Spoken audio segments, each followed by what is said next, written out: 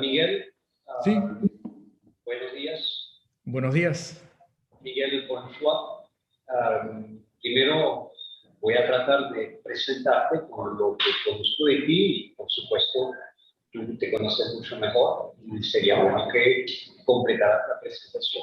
Entonces, Miguel Bonfoy, yo lo conocí en el Colegio Francia y lo volví a ver luego como escritor.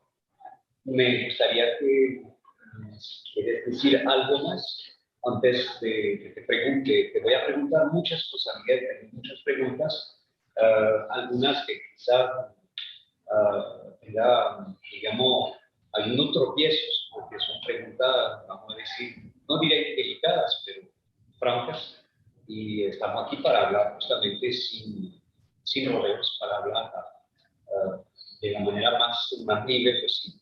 Entonces, ¿qué quisiera decir para completar tu presentación a nuestros oyentes?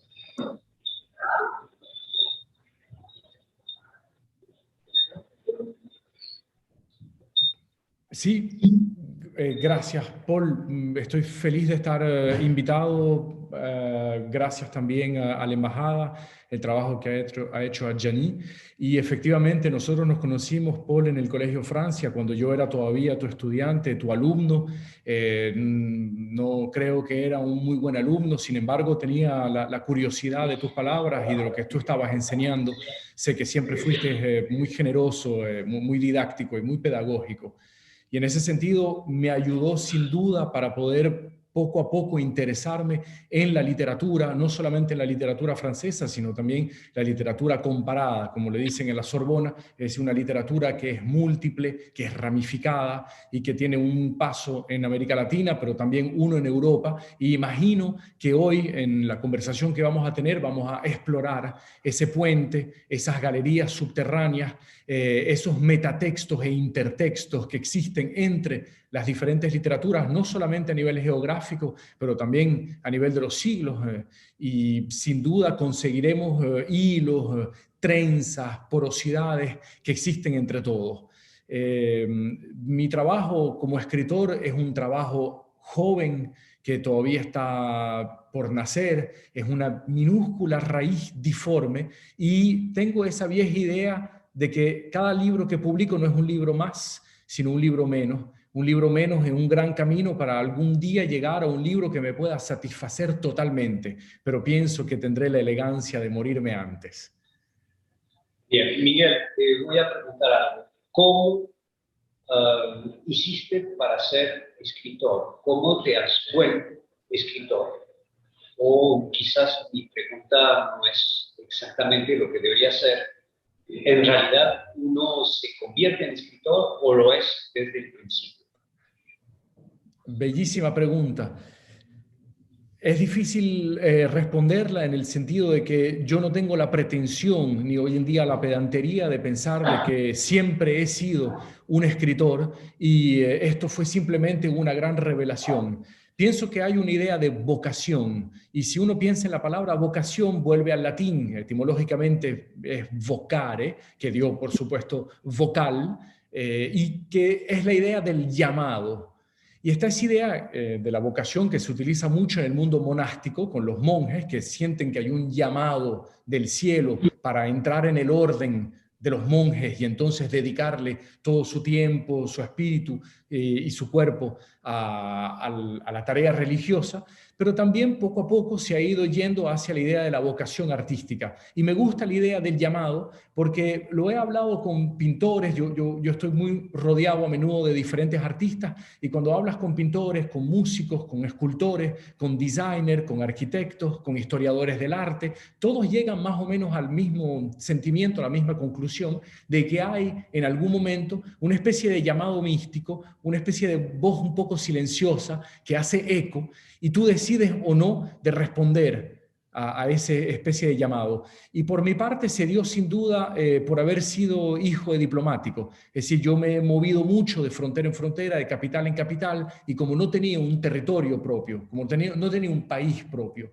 como no tenía una tierra propia, ya que me estaba moviendo mucho, pienso que la tierra de los libros, el parlamento de las letras, esas fronteras que te dan los personajes y las escenas fueron mi verdadera capital del dolor, como diría el gran Paul Éluard.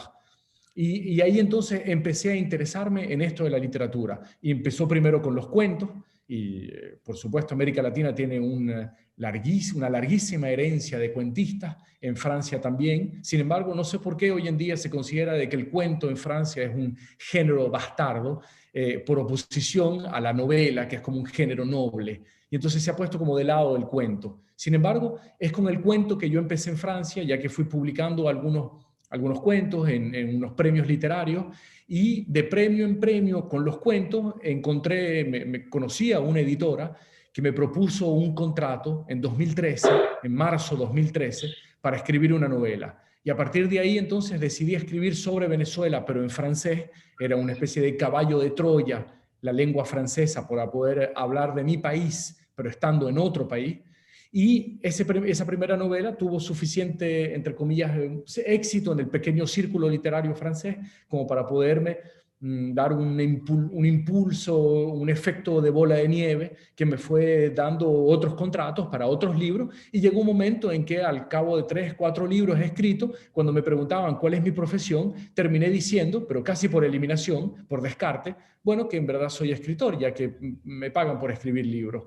Pero debo decirlo, y es la primera cosa que te dije, hoy en día tengo mucho que aprender, tengo todavía una gran humildad frente a los libros, y a cada vez que empiezo a escribir un nuevo libro, tengo la impresión de que es un primer libro. Uno tiene algunas astucias, uno puede saber un poco algunas técnicas, pero en el fondo siempre estás totalmente virgen en frente de un nuevo proyecto. Así que en verdad no sé si hoy en día soy o no escritor. Intento simplemente expresar el mundo a través de las palabras. Bien, lo que me dices aquí, hablas del parlamento de los libros, de los escritores. Me recuerda una frase de Julio Cortázar, que vivía en Francia, y le preguntaban, Julio, ¿cuál es tu país, Argentina o Francia? Y decía, no, mi país es la literatura. Claro, claro, por supuesto. Sí, Fernando Pessoa tiene la misma idea diciendo que mi país es la lengua, ¿no? Y es siempre la misma idea. Y curiosamente son también escritores que estuvieron en varios países o que tuvieron varios, digamos, heterónimos. Bien, Miguel, ¿tú crees que tú en la vida hubieras podido ser otra cosa que escritor? Qué linda pregunta, Paul. Es una buena pregunta, en verdad. Yo pienso que me hace pensar en Rainer Maria Rilke, que cuando le escribe al joven poeta, le dice, si por ejemplo te quitasen la pluma, si te quitasen la tinta, si te quitasen toda la posibilidad de escribir, ¿seguirías viviendo o decidirías terminar con tu vida? Dice, no me respondas inmediatamente, piénsalo, llega a tu propia conclusión en la oscuridad de tu cuarto, en la intimidad de tu silencio, pero esa es la respuesta. Si respondes que sí, que no, la vida no vale la pena de ser vivida sin literatura, entonces quizás eres un verdadero poeta. Si consideras, honestamente, de que pudieses continuar viviendo sin ser poeta, entonces quizás no lo eres verdaderamente. Y esa es la pregunta que él hace al alba del siglo XX a este joven militar que finalmente escribió algunos poemitas, pero que no terminó siendo el gran poeta que aspiraba a ser. Y hoy en día, haciéndome esta pregunta, tengo la impresión de que es más o menos un eco a esa pregunta que le hace Rainer Maria Rilke al joven poeta. Y hoy en día yo te confieso de que no le conseguiría mucho sentido a la vida si no pudiese pasar por el filtro de las palabras. Obviamente que soy recientemente padre, ya que mi hija tiene 1 año y medio, y me di cuenta que con la paternidad te da un sentido en la vida extraordinario, pero antes de eso no imaginaría ser totalmente feliz sin poder expresar esa felicidad con otra cosa que no sean escenas, que no sean estructuras narrativas, que no sean personajes. No sabría cómo vivir de otra manera que con eso. Bien, algo muy bello que decía Albert Camus cuando le preguntaba, y más o menos ese tipo de pregunta. Y él decía, nosotros no estamos seguros de ser escritores, pero estamos seguros de no ser otra cosa. Claro, sí, bravo, sí, completamente. Sí, sí, creo que a Samuel Beckett también le preguntaban, ¿por qué escribe usted? ¿No? Y él decía, je ne suis bon qu'à ça, soy solamente bueno en eso, así, ¿no? Y creo que García Márquez respondía, yo tengo la desdicha de no saber hacer otra cosa. Así que por descarte termino escribiendo. O sea, pienso que cada escritor tiene un poco su respuesta, que es una figura de estilo, ¿no? O un pequeño rebote simpático, o sinceramente una respuesta diciendo, mira, es que en verdad no imaginaría vivir de otra manera que con esto. Sí. Otra cosa que me gustaría saber es cómo escribes. ¿Tiene alguna disciplina diaria para escribir? O quizás aquí vas a destruir el famoso mito del escritor inspirado que escribe así como se le nace, ¿no? Pienso que la diferencia, el combate, la lucha muda que haya adentro de un escritor o de un artista, y obviamente que, repito, yo soy muy joven todavía y no tengo ninguna verdad absoluta que decirle a nadie, pero reflexiono contigo y llevo tanto tiempo escribiendo que terminé llegando a esta conclusión, que finalmente este cruce, esta lucha entre el artista y el artesano que está adentro de la misma producción literaria, es algo que uno consigue en la noción platónica del poiesis. Y la idea del poiesis, ¿no? que uno lo ve en la República de Platón, es esa idea de la creación, pero también de la fabricación, de la producción. Es como si todo estuviese en la misma palabra, lo que dio más tarde, por supuesto, poesía, pero que muestra de que hay finalmente dos movimientos adentro de la escritura. Por un lado está el artista, es decir, el que crea de la nada, que de repente tiene una chispa de una idea, algo se le prende, un pequeño elemento del cotidiano le da una idea y eso le prende una hoguera, un incendio en la cabeza y de repente ve inmediatamente la estructura de un libro. Me hace pensar en justamente Oscar Wilde, que decía que los poemas le venían a él como un rayo en una nube en medio de la noche. Es decir, cuando tienes toda la noche no ves absolutamente nada porque ves todo oscuro, pero sabes que hay nubes que están escondidas en esta oscuridad. Y de repente hay un rayo, y ese rayo no solamente divide la noche, sino que además prende la arquitectura secreta de una nube, e inmediatamente ves toda la nube en una fracción de segundo, y después el rayo pasa y vuelves a caer en la oscuridad. Y Oscar Wilde decía, de repente yo puedo tener unos chispazos y ver todo un poema, o ver todo un libro, o ver toda una obra de teatro en una fracción de segundo.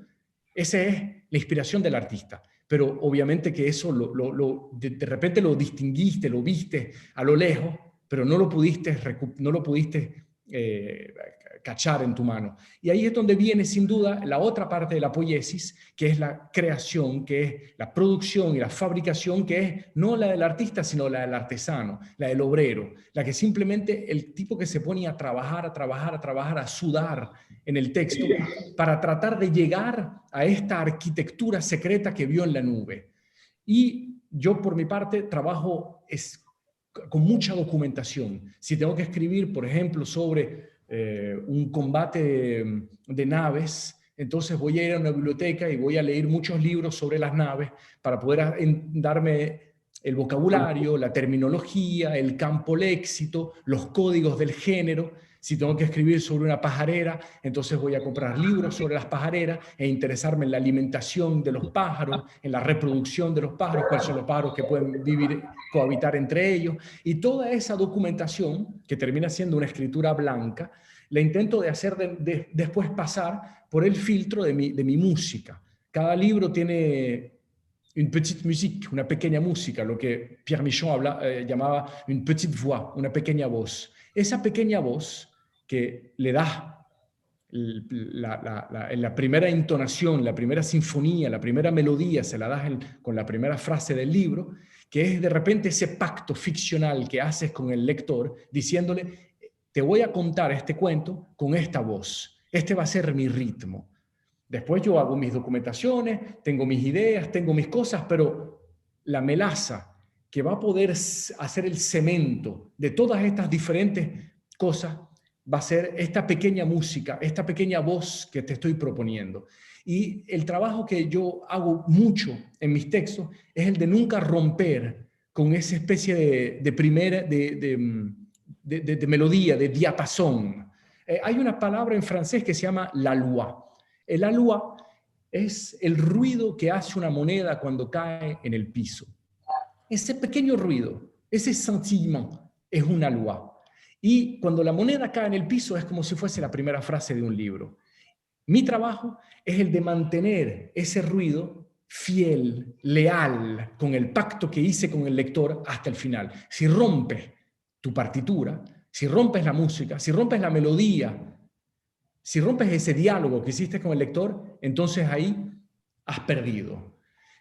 Entonces, como trabajo, no tengo rituales, no tengo, digamos, disciplinas exactas, sino simplemente primero me dejo inspirar por una chispa que prende la arquitectura de una nube, si uno agarra la frase de Oscar Wilde. Después hago mucha documentación y entonces me permite tener informaciones, elementos, palabras, vocabulario para poder llenar y darle cuerpo y grasa al texto. Y después mi trabajo es crear una fluidez, un esqueleto, una misma línea, una música que hace que todo lo de antes termina siendo totalmente llano y coherente. Ese es el trabajo de pertinencia que trato de hacer. La palabra arquitectura, ¿no? La mencionaste 2 veces. Dice bastante que un libro es una construcción laboriosa, voluntariosa, y no es en absoluto un diario que uno escribe así cuando tiene el tiempo o cuando tiene la inspiración. Es un trabajo muy documentado, muy construido, muy artesanal. Recordamos la frase de Boileau 20 veces sobre la mesa, vuelvan a poner su trabajo, y creo que tú eres uno de estos escritores con mucha conciencia de su, vamos a decir, de perfeccionar, ¿no? el texto. Totalmente, un buen texto tiene que oler a sudor. Y he observado también, me permito, Paul, de acompañarte en tu reflexión y de alimentarla, he observado también de que cuando uno tiene solamente buenas frases, frases bonitas, frases que suenan bien, y tienes ganas de ponerla en el texto, te das cuenta que demasiado bonitas frases, unas al lado de la otra, no dan un buen texto. Dan un texto que puede ser pesado, que puede ser espinoso, que puede ser arenoso, difícil de entrar. Y entonces de repente uno tiene que conseguir, en esa arquitectura de la que hablaba, si guardamos el campo léxico, la metáfora de la arquitectura, uno tiene que conseguir unas frases de phrases béquilles, unas frases béquilles, que permiten como que entre tus 2 grandes pedazos de madera, que son tus 2 grandes y bellas frases, tener una pequeña frase que puede ser, por ejemplo, él agarró su maleta y salió. Es una frase que no tiene interés. Sin embargo, es necesaria para poder crear un equilibrio sano en tu párrafo. Es un poco como cuando le ofreces a una mujer un bouquet de roses, un buquete de rosas, y si tienes solamente rosas, entonces no es un bonito ramo. Tiene que haber ahí hojas, tiene que haber unas espinas, tienen que haber unos, no sé, unas ramas, y de repente todo ese conjunto, ese ensamble, le da una coherencia y hace que la rosa, tu frase linda, sale con todo su esplendor. Entonces, por ahí la arquitectura también se juega no solamente adentro de la estructura narrativa completa del libro, sino también adentro de cada párrafo. Miguel, ¿cuántos libros has escrito hasta ahora? Demasiados, en el sentido de que pienso que debería publicar menos, si quieres mi punto de vista, pero hubo Naufrage, que fue un libro de cuentos, después Le Voyage d'Octavio, escribí después Jungle, Selva, que es una expedición en el Auyantepuy, cuando bajé el Salto Ángel en Rapel, después publiqué Azúcar Negra y después publiqué Herencia el año pasado. Y probablemente el año próximo, casi seguro, voy a publicar el próximo.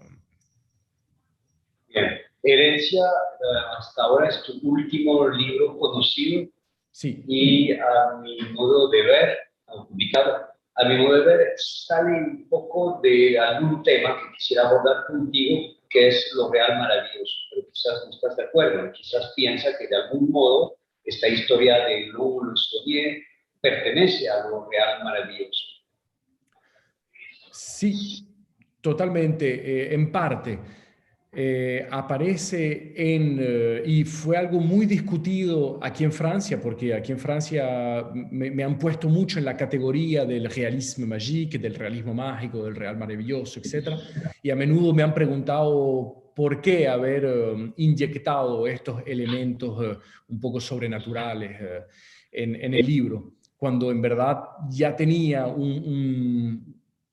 ya había como unas raíces muy históricas, muy geopolíticas, un libro que hablaba de las migraciones, que hablaba de los exilios, que habla de la inmigración francesa en Chile, de las dos guerras mundiales, de la dictadura. ¿Por qué haber puesto un poco de onirismo o de elementos o aspectos irracionales adentro de una realidad totalmente lógica y realista?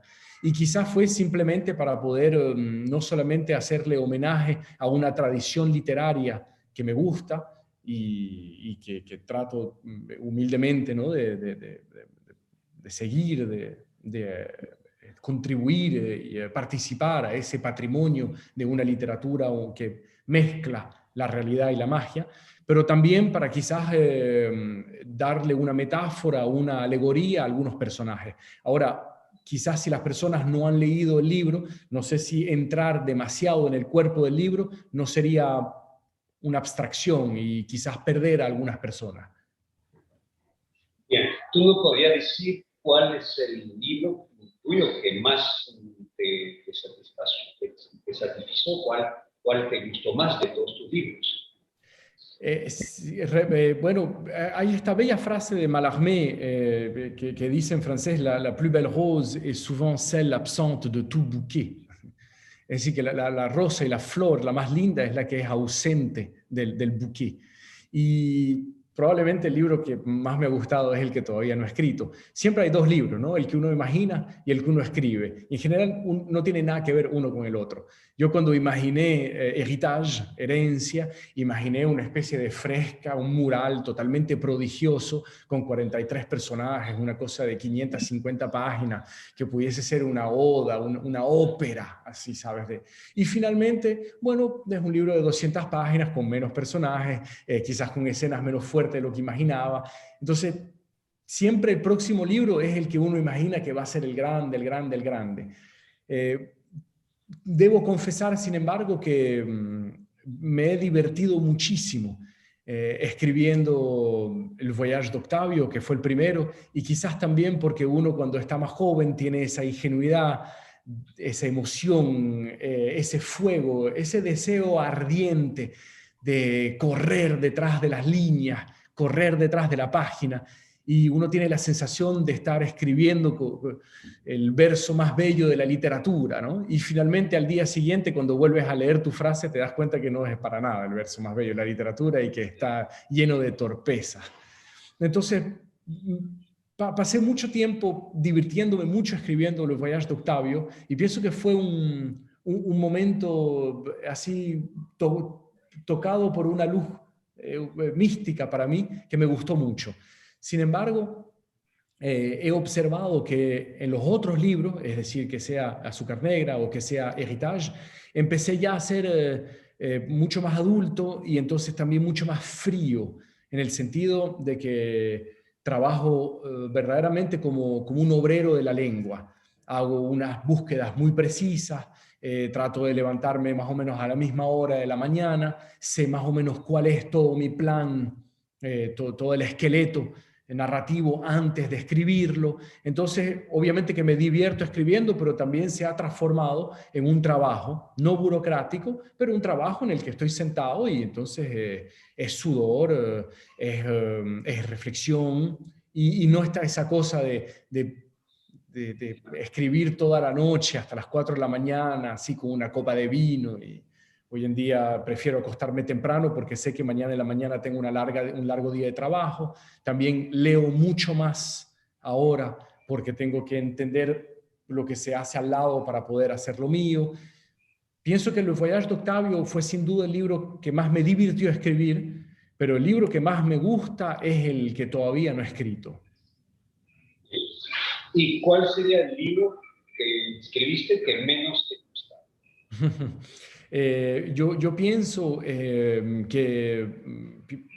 pienso que Jungle, esta expedición, este relato de viaje en el Ollantaytambo, es un libro muy incompleto, porque además, y tú lo sabes muy bien porque eres un hombre de la naturaleza, eres un hombre que siempre está en expediciones, en exploraciones y sabes muy bien lo que es eso. El otro día hablábamos de Chuao y tenías palabras bellísimas.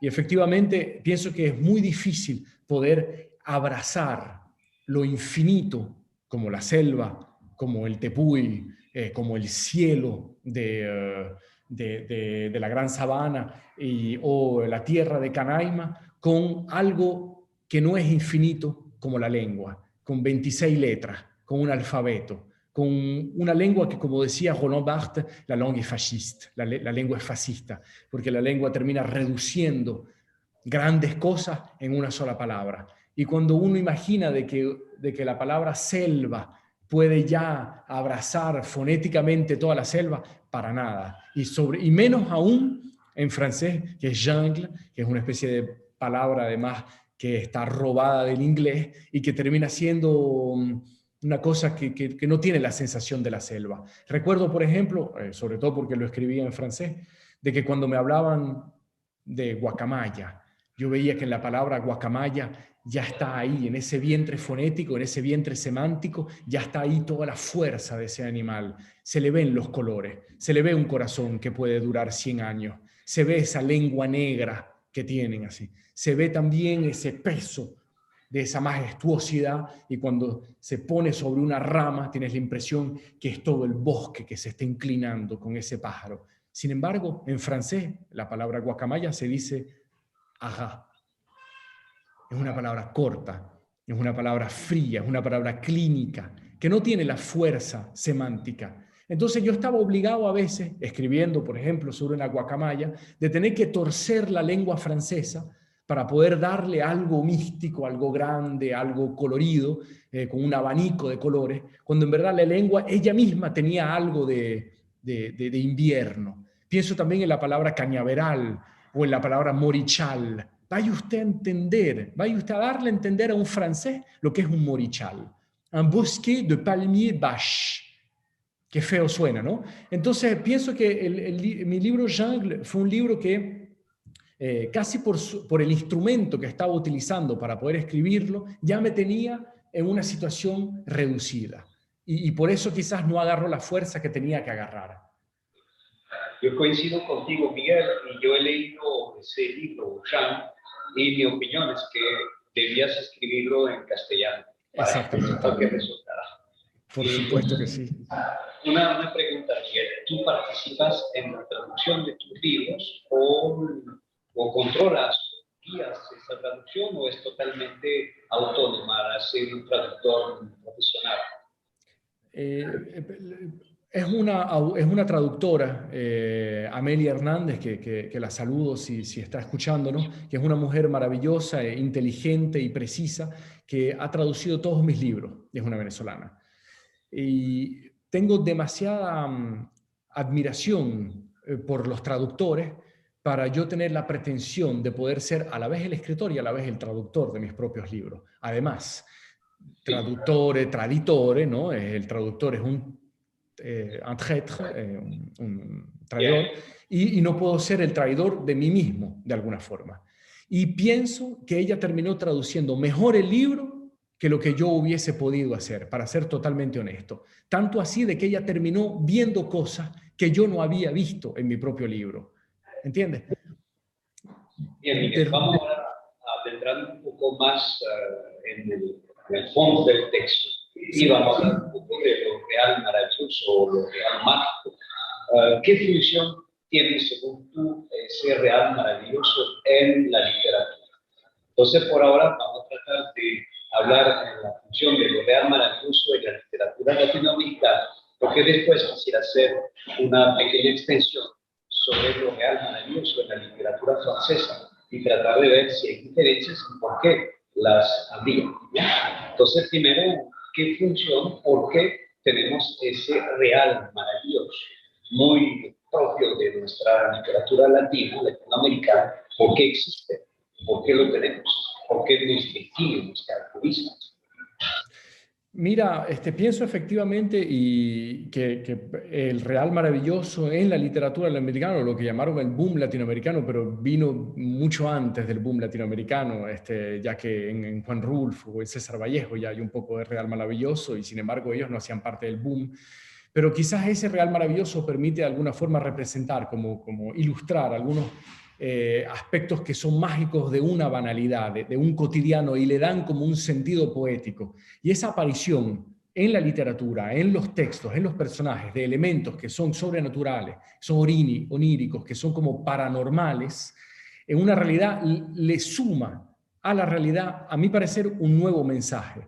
Y esa mezcla entre la realidad y la magia, que es viejísima. Y si tú me dices que vamos a hablar de literatura europea más tarde, uno se va a dar dando cuenta de que, de alguna forma, los escritores latinoamericanos no inventaron nada. Hicieron simplemente darle otro brillo al real maravilloso, pero no inventaron nada. Pero esa mezcla entre los dos es también una nueva manera de crear una metáfora para expresar mejor la realidad. Está esa bella frase de Balzac que dice que el escritor no está ahí para copiar la realidad, sino para expresarla. La expresión de la realidad se puede dar por bastantes filtros. Se puede dar por el filtro de la escritura automática, por el filtro, qué sé yo, de las figuras de estilo, por el filtro del cadáver exquisito. Y en América Latina decidieron, quizás por un movimiento que viene de muchos siglos antes, darle ese realismo mágico que termina dándole ese qué sé yo, como decía Jankelevich, en la literatura. Pero pienso que uno no puede entender realmente el realismo mágico sin entender el trabajo, por ejemplo, de las crónicas de las Indias. Hace poco me estaba dando cuenta de que el paraíso terrenal que habían tratado de poner en el medioevo, en diferentes partes en el mundo, que sea en la isla de Ceylon, que sea en las Molucas, que sea en Indonesia, que llevaban quizás 4 siglos en la ruta de la seda, tratando de poner en diferentes lugares. Cuando llegaron los conquistadores a América Latina, se dieron cuenta de que en verdad podía estar ahí el paraíso terrenal. Y hay un texto bellísimo de Antonio de León, 1504, en el que hace un paralelo entre la Biblia y la descripción de América Latina, diciendo que en el jardín de Edén habían 4 ríos, y también hay 4 ríos en América Latina, que está el Magdalena, el Orinoco, el Amazonas y el Río de la Plata, de que finalmente, si uno mira bien los textos, Eva no era blanca, sino tenía el color de piel de una india, que finalmente, si uno mira bien los textos, no era una manzana, sino que podía ser una guayaba. Y entonces te das cuenta que este hombre está tratando de transponer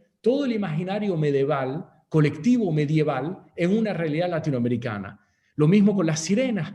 Cuando uno imagina todas las sirenas de las crónicas de las Indias, es algo que ya ellos habían leído en Homero. Cuando uno ve lo de la Patagonia, que Patagonia por Patagón, porque tienen la pata grande, que son simplemente los indígenas que eran quizás un poco más altos que los otros, y esa Patagonia que uno ve en los textos de Pigafetta, esa Patagonia ya existía en los textos de las naciones de gigantes que uno había podido leer en las sagas islandesas. La fuente de la juventud. La fuente de la juventud, cuando entra una mujer vieja y sale joven, podía ser simplemente un guiño que le estaban haciendo los alquimistas que habían llegado a América Latina, hablando de la alquimia, que era rejuvenecer la materia, pasando de plomo al oro. Y es ahí cuando uno se va dando cuenta de que finalmente estos conquistadores llegaron a América Latina, no llegaron vírgenes de un imaginario colectivo, venían ya con el imaginario medieval de los dragones, de las sirenas, de los gigantes, de la mitología griega, del Gilgamesh, de los relatos fundadores, y de repente empezaron como a llenar América Latina de ese imaginario loco. Dale a eso la misma lengua, que es el español, el botín de guerra, bueno o malo, y dale a eso durante 5 siglos Y obviamente que llega un momento en que América Latina, los escritores del boom latinoamericano, se apoderaron de ese imaginario que había sido construido pacientemente durante 4 o 5 siglos para terminar dando lo que hoy llamamos un realismo mágico. Pero la historia de la magia en la literatura siempre ha existido. Y podremos hablar, si tú quieres, de escritores europeos o franceses con mucho gusto, sin hablar de la pintura. ¿Sí? Yo, lo que dices tú, yo añadiría algo de estos cronistas viajeros. Me llamó la atención, por ejemplo, un español, Josep, escrito a la escritura francesa, Josep Cisneros, que viaja a Venezuela, con una B grande. Ya estamos, digamos, no en lo real mágico, pero en un mundo ya todavía no conformado. Y cuando describe la horquilla, la primera que ve en su vida, nos dice, es una cebolla, y de ahí va a salir una mariposa. Voilà. La interferencia de géneros de la planta al animal, y al final como él convencido que es una mariposa. Yo tendría algo que añadir aquí, Miguel, que voy a quitar unos minutos y me disculpo porque tiene que hablar, eres tú y no yo. Yo creo que lo real maravilloso en nuestra literatura, al final, es lo real cotidiano, lo que tú escribes en el viaje de Octavio, pero lo vemos nosotros. Ese semáforo que no funciona nunca, esa calle que no tiene nombre, esa que hace función, que funge como farmacéutica y que no sabe leer, ese Octavio que escribe sobre su mesa porque no tiene dónde escribir, y en otros relatos, quizás no tuyos, pero que hubieran podido encajar perfectamente esos postes eléctricos que de repente se le ven nacer hojas, porque la selva vuelve a tomar el dominio. Yo te puedo echar historias verídicas que son cotidianas y que nadie quisiera, que nadie viera a ti como mágico. Ya te he contado esa anécdota absolutamente real. Un día que fui al parque Yurubi, entrando por un pueblito, ya sabía dónde iba a ir, porque había hecho amistad con un señor de una hacienda y que dijo que cada vez que fuéramos por allá nos quedáramos en su cuarto, la hospitalidad desde otra época. Y cuando llegamos abajo subiendo, encontramos al mayordomo de la hacienda. Y nos vamos por allá y vamos para la hacienda. Y ahora, ¿quién nos va a dar al ojo? ¿Quién nos va a alojar? Porque no nos conoce. Se quedó perplejo, quizá pensaba que en su mundo nos íbamos allá y ya una vez la hospitalidad, y yo, como buen europeo, le dije, bueno, escriban una carta, la firma, que yo llegue allá, no soy un desconocido, que dice que me conoce. Y el hombre me dijo, bueno, escriba la carta usted. Muy bien, la escribo, y le digo, ahora la va a firmar, por favor, y me hizo una X así, una cruz, y cuando llegué arriba, la encargada de la hacienda era la cocinera para los hombres que trabajaban en la hacienda de café, grande, y la cocinera me entregué la carta, yo no soy un desconocido, el mayordomo me conoce, estoy identificado, y me dijo, ¿por qué usted no me lee la carta? Se la leí y me dijo, perfecto, pasa. Bueno, Maravilloso, qué cuentazo, ¿eh? Lo real mágico es de todos los días. Totalmente. Aquí. Yo ayer, cuando empezamos a hablar, hablé de mi última caminata, excursión allá hacia Chihuahua, y yo creo que tú hubieras escrito la novela, ya estaba escrita, ese puente que te enseñé entre el último bastión de la civilización, una especie que quiso ser museo en algún momento, museo de la electricidad, totalmente derrumbado, que eran muros invadidos por la vegetación, ya sin cristales, bueno, queda solo la placa y unos muros, y ese puente que nos lleva inmediatamente a otro mundo, como un símbolo. Entramos en la selva y vemos cosas absolutamente insólitas, gente que vive ahí en sus casas de barreque, con sus caballos afuera, sus sacos, su documento que han recogido. Luego te enseñé la foto de esta casa, gente que vivía ahí desde hace años, se acordaban de mí, por supuesto los padres habían fallecido porque pasaron muchos años, y estaban ahí. Esa foto que te enseñé es del siglo XIX, no se ha movido para nada. Y si te pones a hablar con la gente, escuchas cosas, no con ellos, pero con otro. Yo he visto una pata de bamba colgada y me decía, es un remedio. Y esto Sí, yo lo he leído en Oviedo y Valdes, siglo XVI.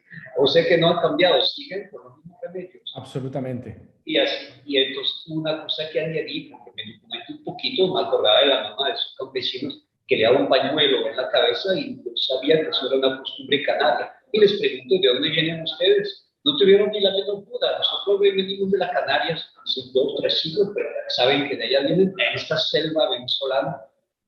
Son dos mundos que tratan de Absolutamente. encontrarse y estos vacíos que no logramos completar. Ahí nace lo real maravilloso, es un real ¿Cómo no? cotidiano, sencillamente, ¿no? O sencillamente no.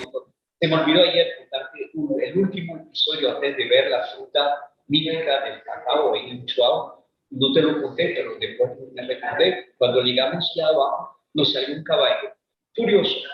Yo nunca he visto un caballo tan agresivo. Nos trancó el camino, no podíamos pasar.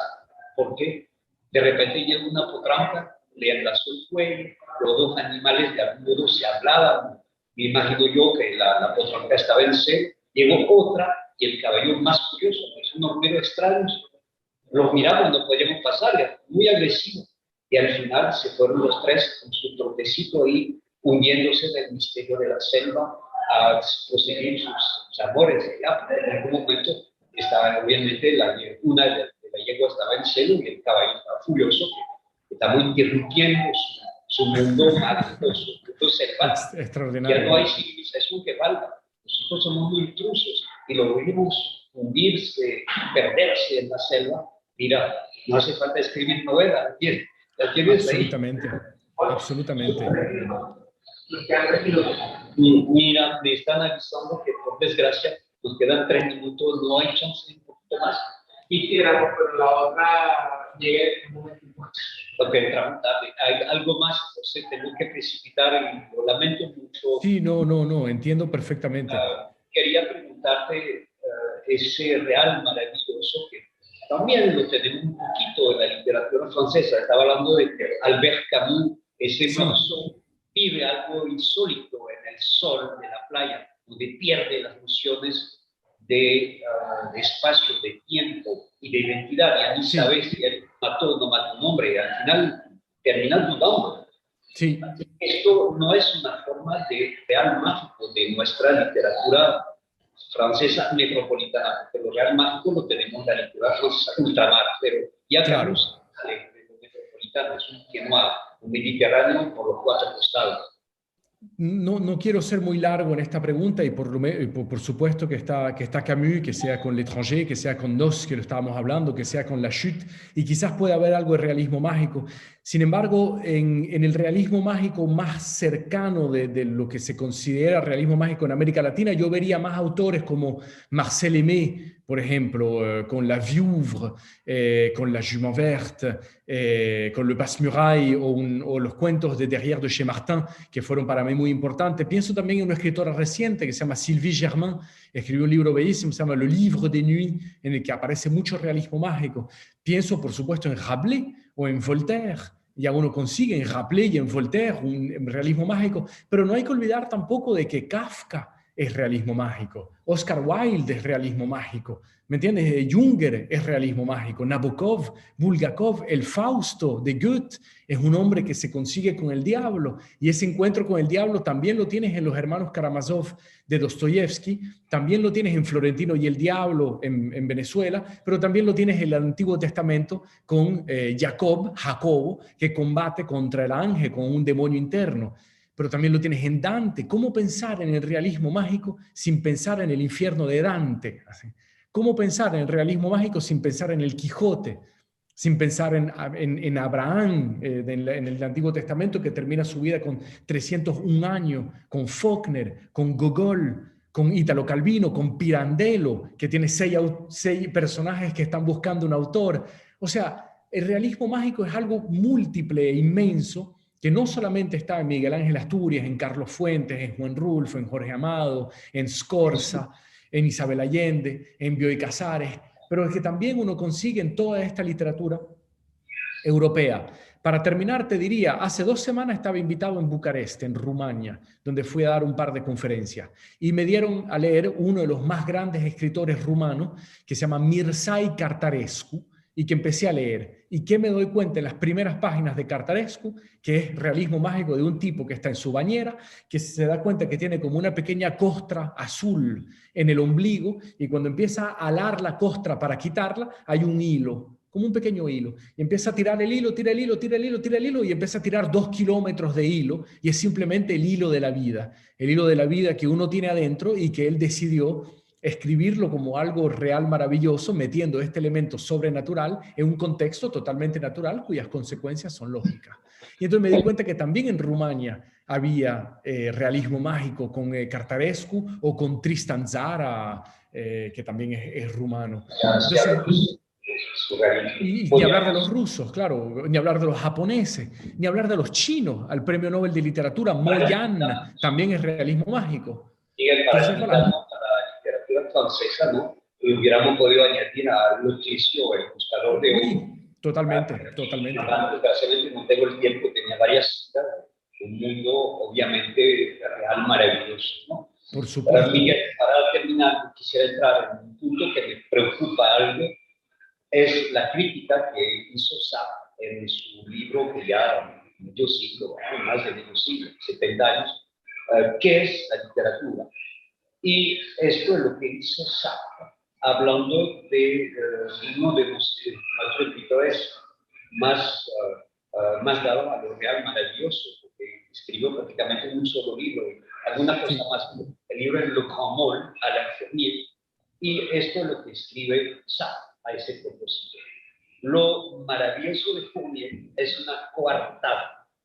De ahí sale una línea de cuentos de hadas burgueses, en el cual todos los sueños se reúnen y se juntan en un despertar de lo imposible. Se trata de comprobar, perdón, despertar en un intento, un deseo desesperado de lo imposible. Se trata de comprobar que el hombre vale más que su vida, que el amor es mucho más que el amor y que el burgués mucho más que el burgués. Y cuando Sartre escribe eso, sabemos lo que hay atrás de eso, que un hombre no es más que lo que hace en la vida, ¿no? Entonces, está obviamente, vamos a decir, despreciando ese tipo de literatura de lo real maravilloso. ¿Qué opinas tú, que eres un escritor de lo real maravilloso, que eres un escritor mestizo, a la vez francés y venezolano, o francés, chileno y venezolano, o latinoamericano? ¿Qué opinas tú de esta crítica de eso? Mira, Sartre dijo muchas cosas y ese materialismo dialéctico que él tiene sobre la literatura puede también ser un poco castrador. Yo pienso que hay algo, una especie de actitud un poco iconoclasta de parte de Sartre, de ir a romper lo que se hizo antes de él. Y en verdad son 2 generaciones muy distintas. Es decir, Sartre es un hombre nacido a principios del siglo XX, cuando en verdad Alain Fournier, un hombre nacido al final del siglo XIX. Y entonces el encuentro de 2 mundos puede dar una especie de manera un poco severa de parte de Sartre de hablar de Fournier. Fournier intentó darle al mundo de la infancia un aspecto de fábula y quiso pintar esa realidad de manera tan subrayada, tan evidente, que termina siendo como legendaria. Y esa especie de leyenda un poco luminosa, un poco soleada, así, llena de música, y que él dice que puede ser un poco infantil, un poco fácil.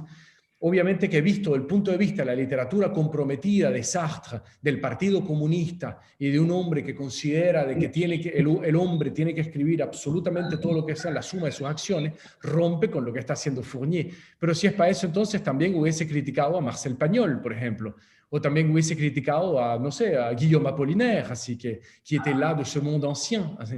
Y entonces finalmente uno termina criticando también Le Petit Château de Bohème de Gérard de Nerval, porque se permitió también algunas locuras en la literatura. Entonces, vaya usted a saber. Así. Pienso que Sartre puede ser grandísimo en algunos momentos y fue severo en otros. Obviamente la idea la dice textualmente en otra parte, cuando las cosas van mal, cuando hay problemas políticos y que uno escribe historia de cuentos, hay algo que no va. Eso es. Absolutamente. Me hacen señas desesperadas. Perdón, Desgraciadamente, perdón. tenemos que separarnos aquí. ¿Cómo no? Gracias por tu intervención, por tus respuestas. Te mando un abrazo virtual, pero no por eso no caluroso. Un abrazo tropical. Hasta luego, Miguel. Gracias, Paul. Gracias por tus preguntas y por esta conversación deliciosa. Tendremos el momento de hablar mucho más y a profundizar en todo lo que estamos diciendo. Hasta luego. Gracias a todos. Que les vaya bien y perdón de haber tomado demasiado tiempo en las respuestas.